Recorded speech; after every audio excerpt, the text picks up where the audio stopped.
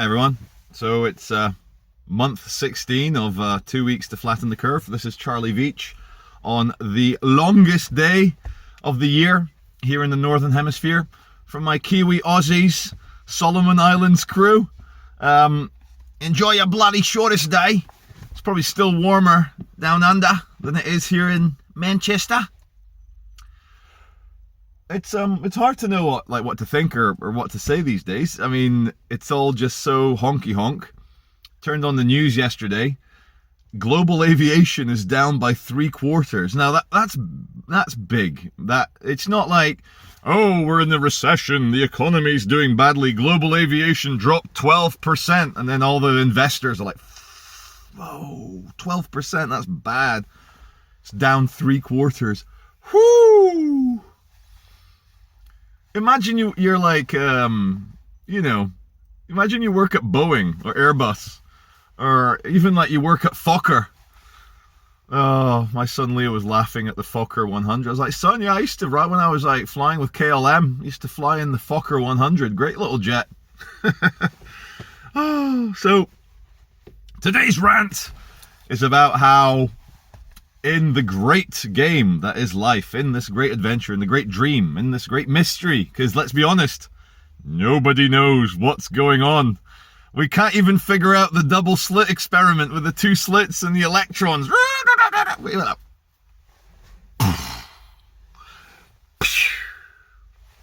One thing I have decided though, I'm going to stop using theological or religious imagery or talking about certain because I reckon we can distill.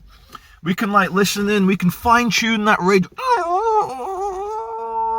Hello, this is the BBC World Service. We can fine tune it so that everyone can understand. So, one thing I have realized is, consuming media, consuming fiction, consuming non-fiction, consuming history, seeing, the 20th century, there were two big moves that changed history quite a lot in the 20th century.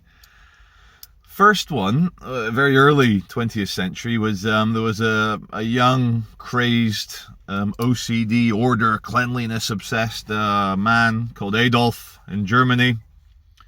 He was Austrian, but he served in the army for Germany. He became German. I think back then, Austrian Germany was like, Scotland, England, kind of the same country, but not really the same country. And when the Nazi tanks rolled into Austria, they were like, yay, there was no like, woo. So Adolf, he had his brown shirts, the color of shit, didn't even go for like a nice kind of like traumatized Vietnam vet green. And he was like, you see the stories, I forget, in the 20s, very late 20s, he's like marching through Berlin. Me and the brown shirts, we're going to take over. Let's go to the Reichstag. Let's go to the German parliament. Let's start beating people up. And, a certain element of mental illness in the young Adolf's mind that he thought with like his 100 guys or 500 guys, he could literally march through the street with his little fascist ideals and take over Germany. Now, what was interesting, the German state at the time, the Weimar Republic, or was it just before then?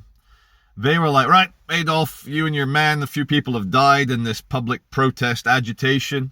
He got a jail sentence, and I think he was released like after a few years or like a few months. And then the rest is history. They had the chance to take Adolf outside and put a bullet in the back of his head, but you can't in a civilized state put a bullet in a man's head for protesting in the street and being a bit of a weirdo with a funny colored shirt and a funny colored arm movement. Funny colored arm movement, a funny shaped arm movement. Second one, not too long after that, there was a young, bearded, Marxist, socialist, revolutionary in Cuba. His name was Fidel Castro. And he did pretty much the exact same, rabble-rousing, winding people up as young Adolf did Adolf and Fidel got caught. I think his was a bit more serious. He had a bit more of an insurrection-y, let's go, you know, viva Cuba, let's go and fucking shoot the, oh god, General Batista, was it fucking Batista? General Batista that was in charge of Cuba? I think so in the 40s and 50s. And so Fidel got thrown in jail for a few years, and I think his team actually killed people. But, you know, there is a star quality to certain people, and it can be positive and negative. The examples I've used are probably both quite negative. I'll give you a third negative example, and then I'll try and find a positive. Third negative, further on in the 20th century, was it 1994, 95? O.J. Simpson, American football player and Hollywood star.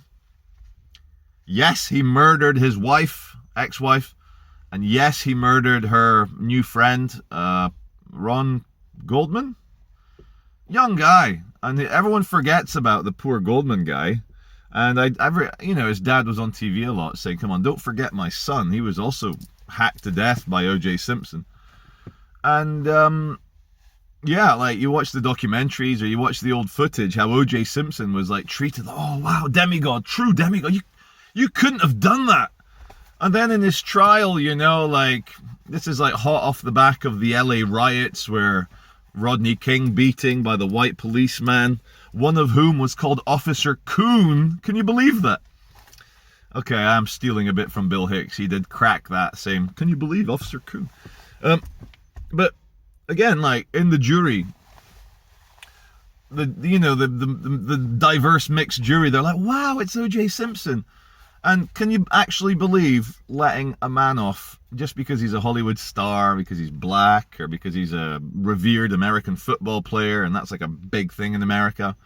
They were like, well, yeah, we'll let him off. He's our boy. He's our boy.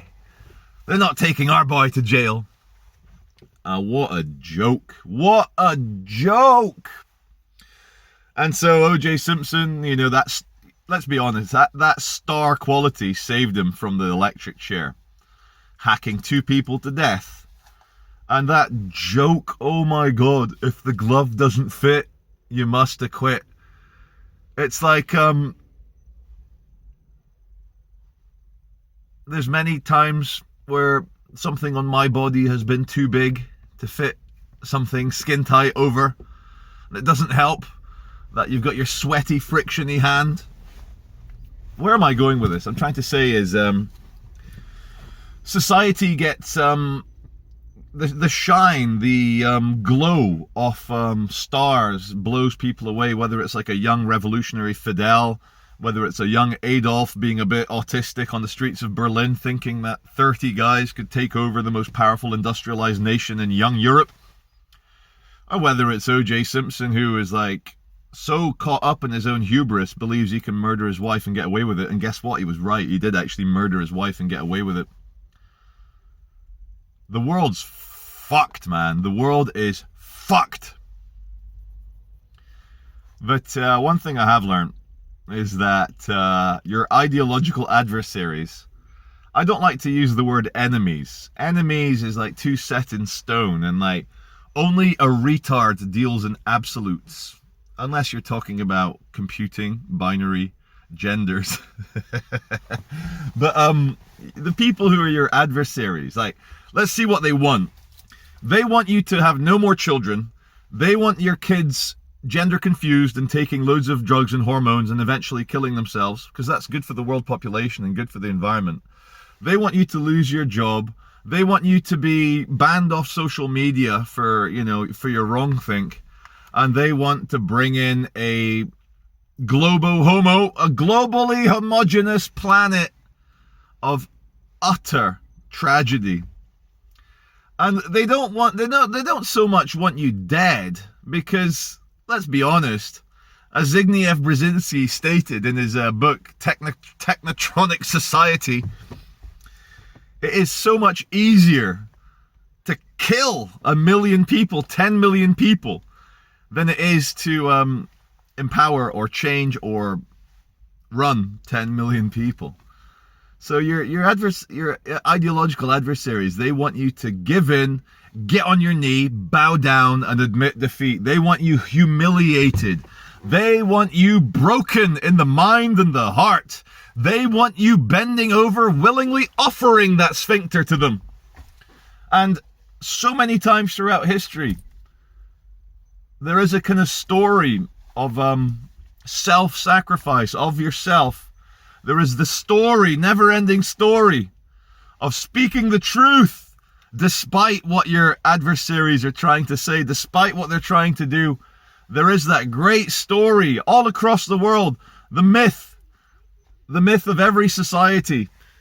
I can't help looking. There's a guy walking a fucking banned breed of American pit bull. I'm starting to see a few more of them. And it's everything is so cute until your banned fucking pit bull rips your toddler's face off. And you're like, oh, he was such a good doggy. He had such a bright future ahead of him. That doggy was a budding guide dog. Pisses me off.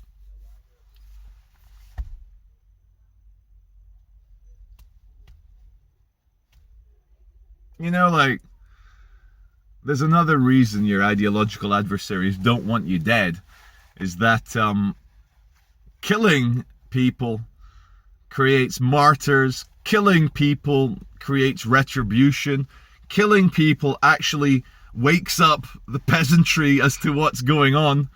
It's easier for the system to just try and humiliate you, take away your dignity, and demoralize you. They want obedience, because that is true conquering. I mean, look, when you're conquering a land, do you want to actually take over it? Get everyone continuing what they're doing, but doing it for you. Their tax goes to you. Their efforts go to you. They bow down to you. You win nothing if you just kill them all. Then your cattle are all dead. All your cha-ching, cha-ching, all your dollars, pounds, shekels, yen, ringgits, and Chinese currency that I can't remember the name for the Chinese currency right now. Yuan? No, can't be. It's too close to yen.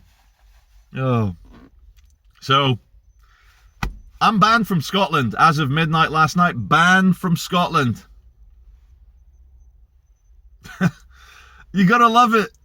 My elderly parents, I was up in Scotland on my mum's 75th birthday. My elderly parents. And I'll tell you what's a tragedy, a true tragedy. When you don't live with your parents, they're very elderly. And then you go up once a month. That's 12 times a year. And you figure out, how long are they going to live? How many more times I can count on like 10 hands am I going to see my parents?